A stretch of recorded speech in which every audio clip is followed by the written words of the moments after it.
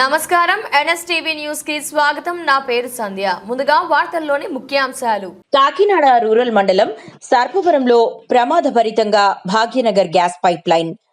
గ్రామంలో నేరేళ్లమ్మవారి వీధి బీసీ కాలనీలో ప్రమాదభరితంగా భాగ్యనగర్ గ్యాస్ పైప్ లైన్.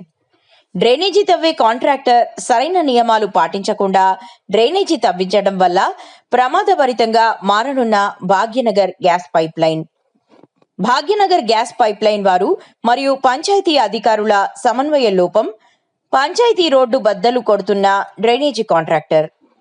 గ్రామంలో ఉన్న సమస్యపై మండల పరిషత్ అధికారులు చొరవ తీసుకుని సమస్య పరిష్కరించాలని కోరుతున్న గ్రామస్తులు.